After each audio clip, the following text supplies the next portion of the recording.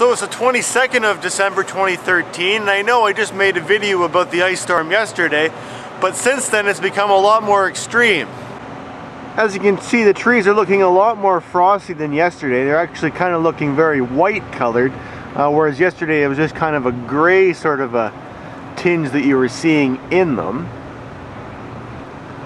But it pretty much continued to rain, through the night, and as I had said yesterday, the reason there wasn't a lot of accumulation was because it was only around 0, but overnight the temperature dropped down to like -5 or something, and right now it's about -3 or so, and a lot more ice was able to form when the rain was falling, with it being that temperature. So all that additional weight on the trees and things is causing stuff to break. You can see this one here. Quite a few of the branches are completely gone off of it. All that extra ice on there just weighs them down quite a bit, and I guess it's been a little bit windy as well. The same thing happens with power lines as well. You can see that this power line up here, they're just completely caked with ice, and the same thing happens with them. The power lines get damaged, and there's actually sections of Toronto that are without power. Apparently something like 250,000 people are without power right now. So it is, a fairly severe ice storm. And as you can see here, the ground here on the roof is quite slippery as well. It's basically just a coating of ice. It's not perfectly smooth. It's kind of like textured because it's from drips of rain, but it is still quite slippery and dangerous. And I imagine that a lot of the sidewalks and things are probably like that as well, because it's probably been pretty hard to keep up with it.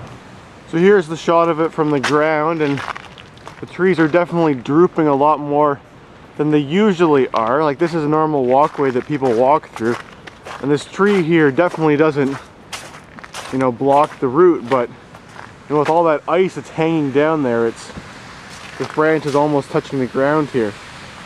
But just an amazing amount of ice that's formed on there. Like, it's a few centimeters thick.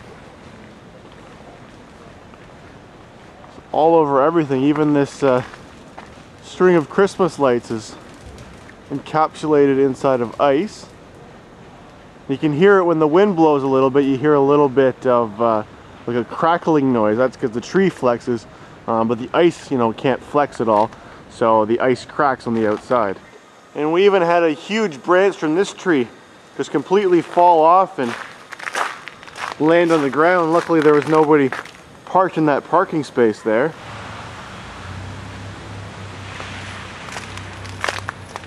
Just to take a look at that fracture there, you can see that the tree is very healthy looking on the inside. There isn't any rot or anything. That really is just from the weight that pulled that down. But also all sorts of smaller little branches have fallen off, and they're all littered all over the land around here. As I was saying earlier, things like this cause damage, not just from there being a lot of ice, but from when there also being a fair bit of wind that's blowing all of this heavy, brittle stuff around. And luckily we really haven't seen an awful lot of wind in the last little bit. Otherwise we probably would have had a lot more damage.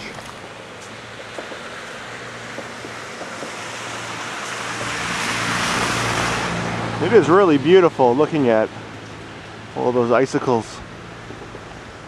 All of the cars that were parked out here are pretty much coated in ice as well. I bet that would be a hard car to get inside of. That one too. Same with that one. Probably the door would be, pretty much frozen, and you'd really have to pull on it to be able to get it open, if you even could. Unlike yesterday, the evergreen trees are looking really cool today too. Every single needle is coated in ice.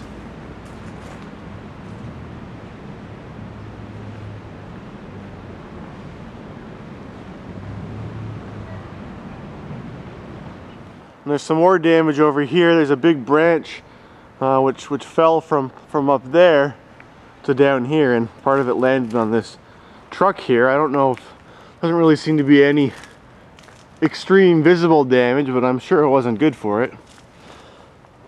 And I think this cable here must have been connected up with that tree somehow, because it's all you know, on the ground and sitting on top of stuff around here.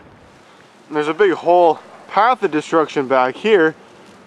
Looks like a whole bunch of branches fell down, and by the sounds of things up here, it sounds like more are gonna fall.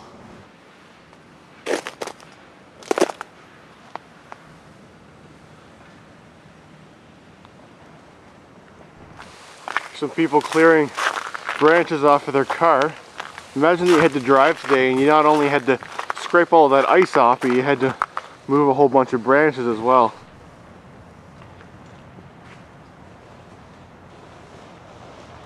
Falling branches from this tree came in contact with the speed limit sign. Now it's upside down.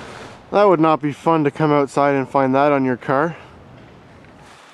This one that fell actually was from a rotten trunk. You can see that the inside is almost completely hollow. But, you know, quite an old tree. This section's pretty hard to drive through. There's really only that one little gap through here, and cars from both directions have to try and negotiate their way through there.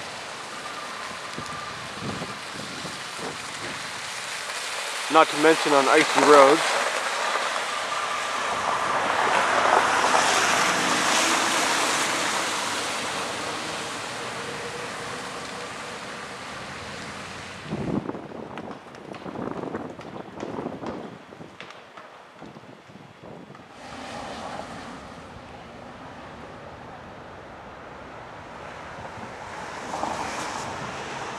And there's more damaged telephone wires down that street down there.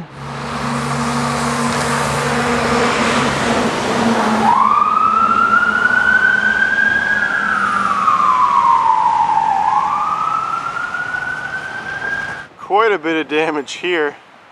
That big tree there broke in a bunch of different sections, and well, I guess that tree's probably pretty much dead now. There's not much left of it that's not sitting there on the ground.